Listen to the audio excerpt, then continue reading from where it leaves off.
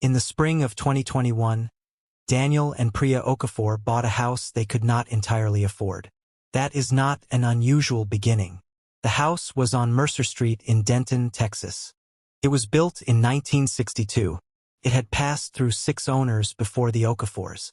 Daniel was 34. He worked in logistics for a freight company based in Dallas. Priya was 31. She had finished her nursing certification the previous year and was working rotating shifts at a regional medical center 20 minutes from the house. They had 2 children, Marcus, who was 6, and Lily, who had just turned 4. They moved in on a Saturday in March 2021. It was early September 2021 when Daniel began pulling down the old drywall along the north-facing interior wall. The plan was to check the insulation, update the electrical, and rehang everything clean. Nothing interesting was expected. Behind the second panel of drywall, Daniel found a gap in the wall cavity. Inside the gap was a shoebox. He called Priya in from the kitchen. The box was cardboard. The lid was secured with a rubber band that disintegrated the moment he touched it. Inside were 3 items: a folded piece of paper with a list of names written in cursive, a child's drawing on construction paper, faded almost entirely to white, and a photograph. It showed a child standing in a kitchen. Not a stranger's kitchen. Their kitchen. The same layout, the same east-facing window above the sink. The cabinets were different. The counters were different. But the bones of the room were unmistakable. The child was a girl. She appeared to be 7 or 8 years old. She had dark hair cut just below her ears. She was wearing a red sweater and holding something close to her chest, something small and unclear in the photograph. There was nothing written on the back of the photograph. Daniel stood holding it for a long moment. Priya looked at it twice before she said anything. Then she said, "Who is she?" That question did not leave their house easily. The first thing Daniel did was practical. He took a photograph of the photograph with his phone, uploaded it to his computer, and ran a reverse image search. Nothing returned. He searched for missing children in Denton County going back to the early 1990s. The results were incomplete. Old records from that era were not always digitized. He posted the image in their neighborhood Facebook group that evening with a simple caption: "Found inside a wall during renovation. Anyone know who this child is?" Photo appears to be from the 1990s based on the image quality. House was built in 1962. Would love to return this to the right family if possible. Priya added one line before he posted it. She said, "Put the kitchen in the caption. Someone might recognize the room." Daniel revised the post.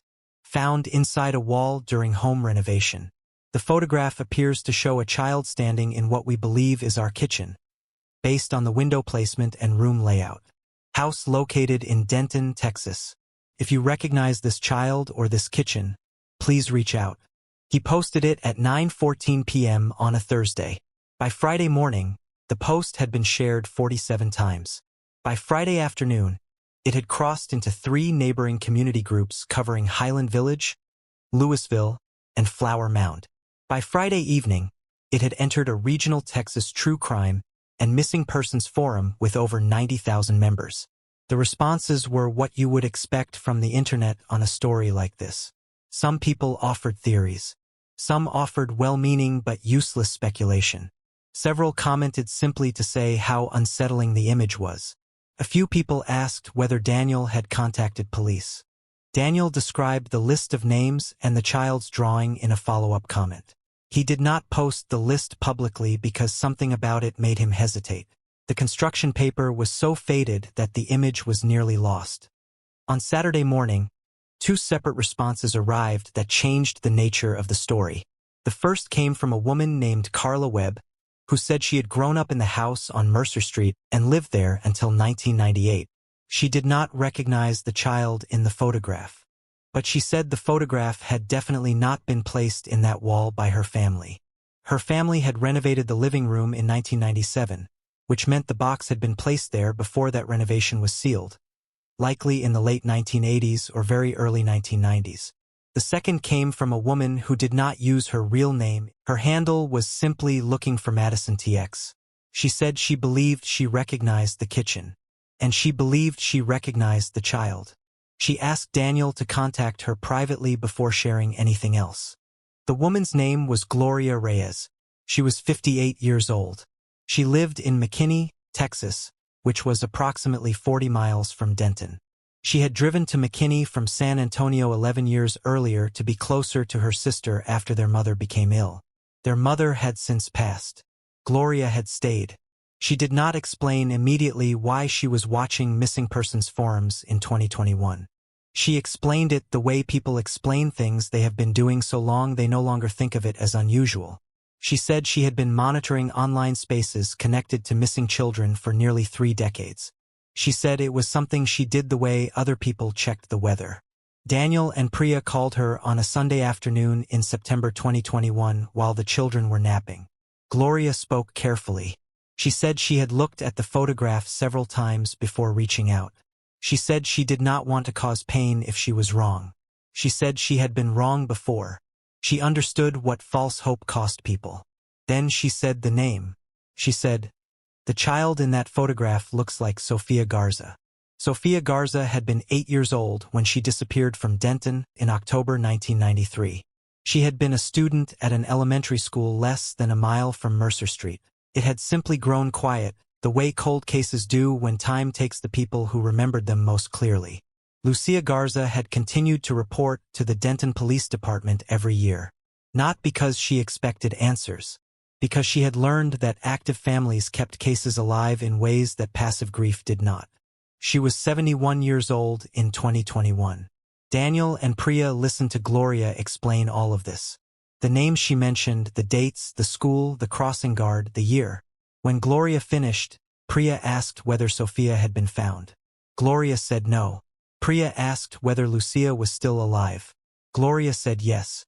She said Lucia was the reason she had started watching these forums 28 years ago. She said she had never stopped thinking about Sofia. Daniel looked at the photograph on the kitchen counter while Gloria was speaking. The girl in the red sweater. The east-facing window behind her. He asked Gloria why she thought the photograph had been hidden in the wall. Gloria was quiet for a moment. Then she said, "I think someone wanted to remember her. I think someone put her somewhere safe."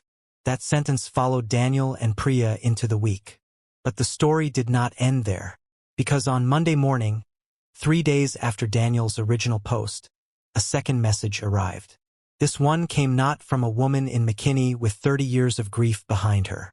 It came from a man in Oklahoma City named Ray Hollis. He was 44 years old. He had seen the post shared in a regional forum. He had almost scrolled past it. Then his wife had seen it over his shoulder and asked him to stop. Ray's message was short. He said his wife believed the kitchen in the photograph looked like the house she had grown up in. Not a house in Denton. A house in Ardmore, Oklahoma.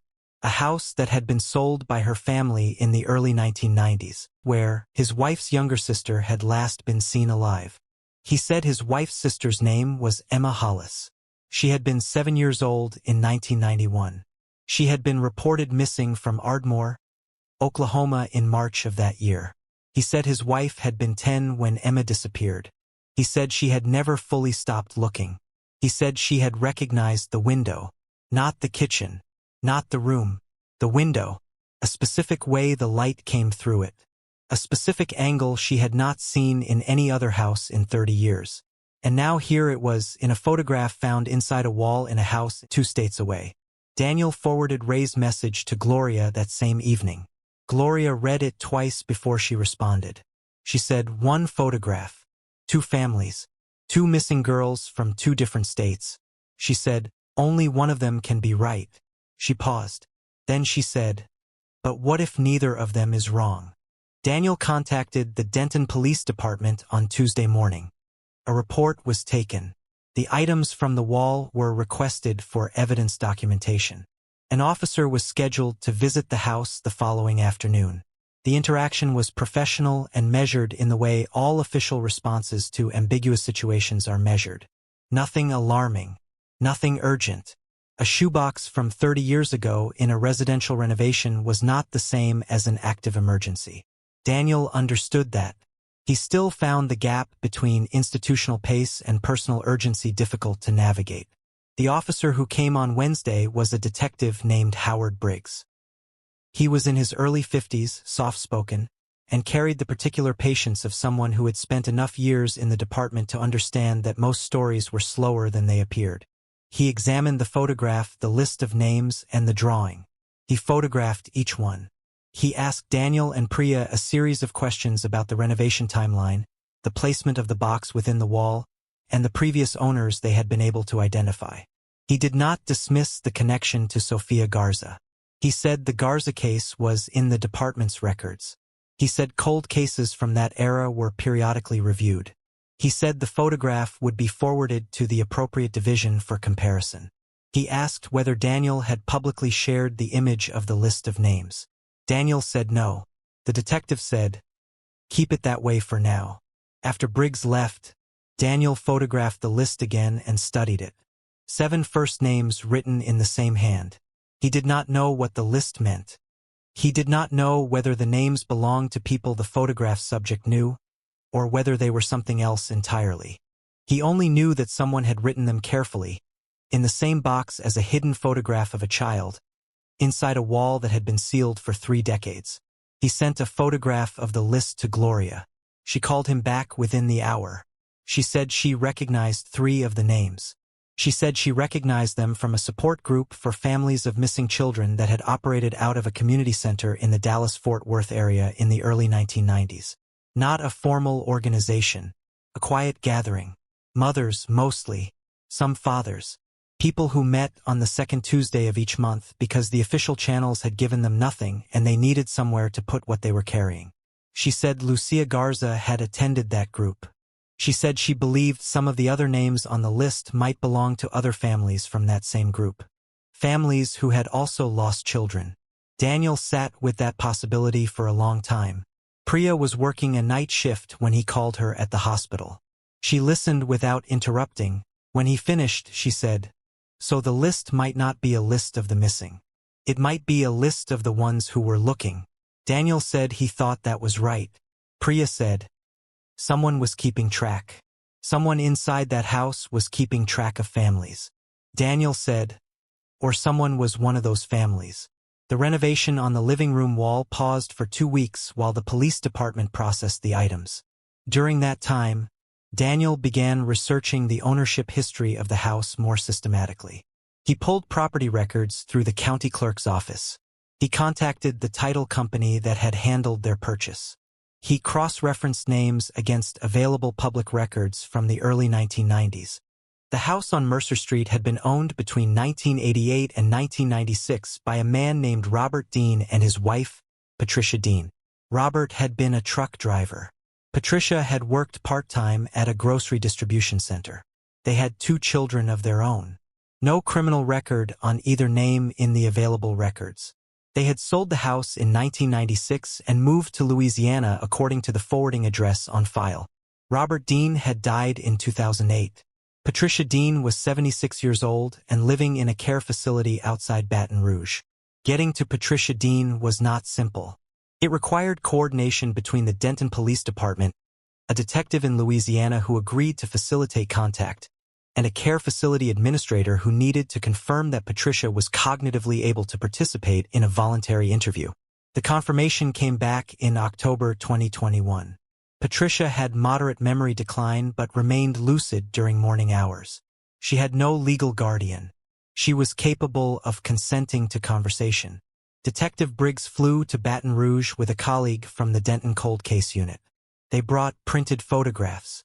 The original items had been documented and secured. They brought copies. Patricia received them in a common room at the facility. She was small and white-haired and looked at them with the clear suspicion of someone who had learned to be careful with strangers.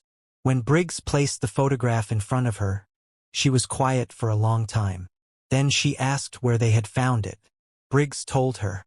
She nodded as if the answer confirmed something she had already suspected. She said, "I put it there." She said she had put it there in 1992. She said the girl in the photograph was not Sofia Garza. She had never heard of Sofia Garza. She said the girl's name was Emma Hollis, from Ardmore, Oklahoma. The story Patricia told over 2 mornings in that care facility in Louisiana took nearly 6 hours in total. Detectives documented every word.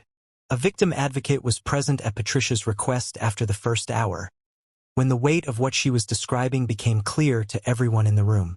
Patricia had not taken Emma Hollis. She needed that established from the beginning, and the detectives honored the request. Patricia had been part of the informal support group Gloria had described. She had not lost a child herself. She had joined the group in 1991 after reading a small article in a local paper about families searching for missing children in the Dallas-Fort Worth region. She had joined because she had a neighbor whose son had vanished the previous year, and she had watched what that absence did to a family, and she had wanted to do something, anything that felt useful. What she found when she arrived at the group was not a meeting. It was a room full of people holding a specific kind of pain that the rest of the world had stopped making space for. She kept coming back.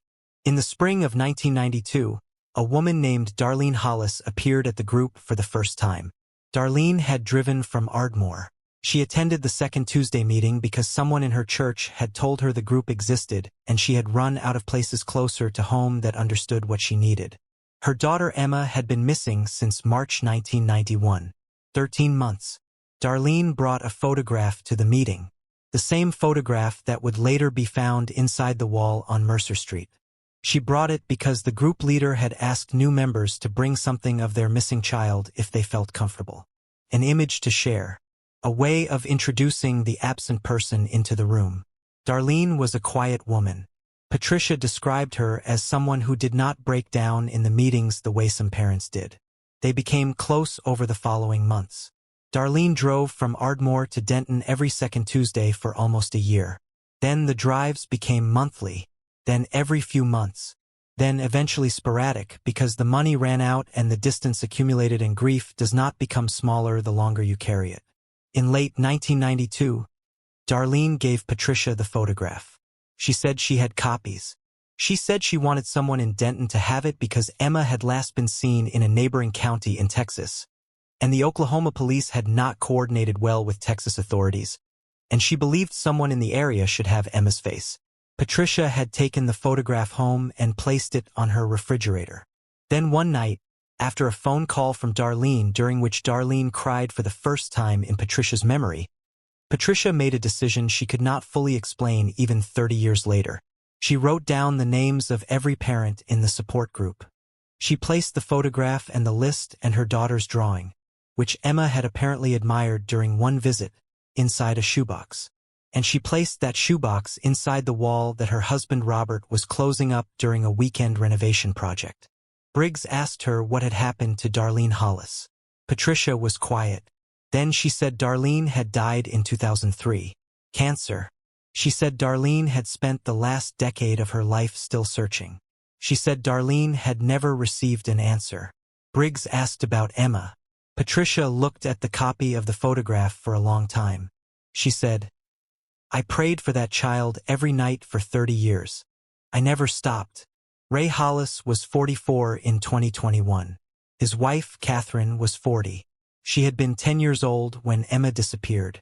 She had grown up in the particular silence that descends on a family when one child is lost and the surviving children are expected to continue living without a clear explanation of why. Their parents had stayed in Ardmore. Their father had died in 2009. Their mother, Darlene, had died in 2003. Catherine had never fully processed either loss as separate from Emma. In her understanding, all three had been taken by the same absence, only at different speeds. When Ray's original message led to contact with the Denton Police Department, Catherine cooperated with everything. She provided DNA for comparison through the National Missing Persons Database. She provided documentation of Emma's disappearance from 1991. She provided the name of the Ardmore detective who had originally handled the case, and who had since retired to a small town in eastern Oklahoma. The retired detective, a man named Charles Waverly, he remembered Emma Hollis without being reminded. He said there were cases you carried. Emma was one of his. Federal authorities became involved when investigators confirmed that Emma's disappearance from Oklahoma and the photograph's discovery in Texas indicated a possible multi-state dimension to the original case. The National Center for Missing and Exploited Children was notified. Emma's file, which had remained in their database for 30 years, was updated and flagged for active review. This is the part of the story that is difficult to tell simply, because the truth about what happened to Emma Hollis in 1991 did not arrive in one moment of revelation. It arrived in pieces, the way most truths about missing children do, incrementally, painfully, and never completely. What investigators eventually established through a combination of old records, newly surfaced witness statements, and forensic review that technology in 1991 had made impossible. Emma Hollis had not been taken by a stranger acting alone.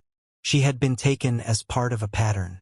In the early 1990s, investigators reviewing cold cases in Oklahoma, Texas, and Arkansas identified a cluster of children who had disappeared under similar circumstances.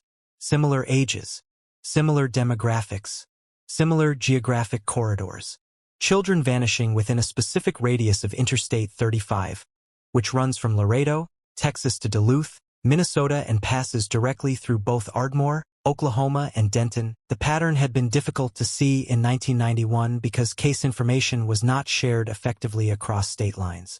Local police handled local cases. The national infrastructure for connecting missing children cases was still developing.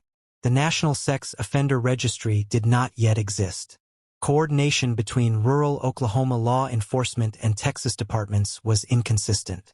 30 years later, with digital case management systems and DNA databases that did not exist in 1991, investigators could see what had been invisible then. A man named Gerald Pruitt, who had died in a prison in Arkansas in 2014 while serving time for unrelated offenses, had been connected through forensic evidence to the disappearances of at least 3 children in the I-35 corridor between 1989 and 1993. He had been a long-haul driver. He had operated a regular freight route between San Antonio and Kansas City. Emma Hollis had been walking home from a friend's house on a March afternoon in 1991 when she encountered someone on the road 2 blocks from her family's home. She had not survived. This is the hardest sentence in every story like this to write, because families spend years hoping for a different one, because the possibility of survival is what sustains the searching. Catherine Hollis was told by a victim advocate in November 2021. She was sitting in her living room in Oklahoma City with Ray beside her and a representative from the National Center for Missing and Exploited Children on a video call. The advocate spoke carefully. She gave Catherine time to absorb each piece before continuing. Catherine listened without speaking. When the advocate finished, Catherine was quiet for nearly 2 minutes. Then she asked one question. She asked, "Did she suffer long?" The advocate said the evidence suggested Emma's death had occurred within hours of the abduction. She said that in cases like this, investigators believed the window was short. She said that answer was the only comfort available and she understood it was not enough. Catherine said, "My mother spent 12 years looking. She died not knowing." The advocate said she knew. She said that happened far too often. She said it was one of the greatest failures of the system. Catherine said, "I want people to know her name." The advocate said, "We'll make sure of that." But the story was not finished. Because Gloria Reyes had first said one name, and the photograph had come from a house where Patricia Dean had once lived, and Patricia had explained the photograph of Emma, and Emma's story had reached its devastating conclusion. But Sofia Garza had not been forgotten. Sofia Garza, who had disappeared from Denton in October 1993, who had been 8 years old, who had been last seen walking toward Mercer Street, who had vanished from the same neighborhood where the Dean family lived, where Patricia had kept the shoebox inside the wall, where the support group names had been preserved for 3 decades. The connection between Sofia and the photograph of Emma was not direct. There was no image of Sofia inside the wall. There was no evidence that Sofia and Emma had known each other or were connected in any documented way. But the proximity was undeniable. A child disappeared in March 1991 in Ardmore, Oklahoma. A photograph of that child ended up in a house on Mercer Street in Denton, Texas in 1992. A second child disappeared in October 1993 within walking distance of that same house. And Gerald Pruitt, the long-haul driver connected to at least 3 disappearances in the I-35 corridor, had operated a route that passed through both Ardmore and Denton. His documented route logs from 1993 retrieved from a freight company that had since dissolved, but whose records had been archived, placed him in the Dallas-Fort Worth area during the second week of October 1993, the week Sofia Garza disappeared. Lucia Garza was told in December 2021. She was 71 years old. She had spent 28 years reporting to the Denton Police Department every year. She had attended the support group on Mercer Street in the early 1990s. Her name was on the list inside the wall. Patricia Dean had written it there. The investigators who came to her home in Denton were accompanied by a victim advocate and a representative from the district attorney's office. Lucia sat in her living room with her daughter beside her and received the information she had both dreaded and needed for 28 years. The connection between Gerald Pruitt and Sofia's disappearance was not confirmed with the same forensic certainty as Emma's case. The evidence was circumstantial, built on geographic proximity, timeline correlation, and behavioral pattern. No physical evidence from Sofia's case had ever been found, which made direct confirmation impossible. What investigators could tell Lucia was this: they believed Sofia had not disappeared by accident. They believed Sofia's disappearance was connected to the same predatory pattern operating along the I-35 corridor during that period. They believed Gerald Pruitt was the most likely responsible party, though they could not close the case conclusively without physical confirmation. Gerald Pruitt had died in prison 7 years earlier. He had never confessed to any of the missing children cases. He had died with whatever truth he held. Lucia listened to all of it. When the investigators finished, she asked whether Sofia had been found. They said no physical remains connected to Sofia had been located. Lucia said, "So I still don't know where she is." The room was quiet. Lucia said, 28 years. And I still don't know where she is. No one in the room had an answer for that. Some truths about missing children arrive incomplete. The family receives confirmation of what happened, but not the finality that burial allows. Not the grave to visit. Not the place to put the grief so it has somewhere to live outside of them. Lucia Garza received the explanation without the ending. She had spent 28 years hoping for one answer. She received a partial one.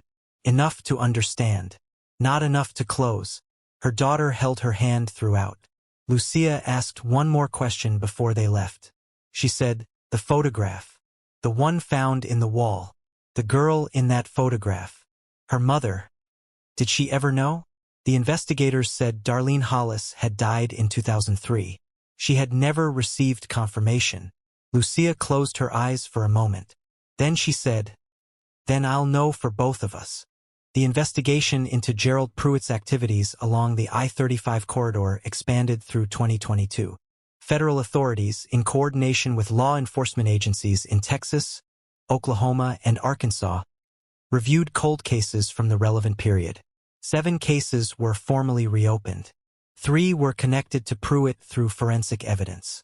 The others remained unresolved, though the geographic and behavioral patterns continued to be examined.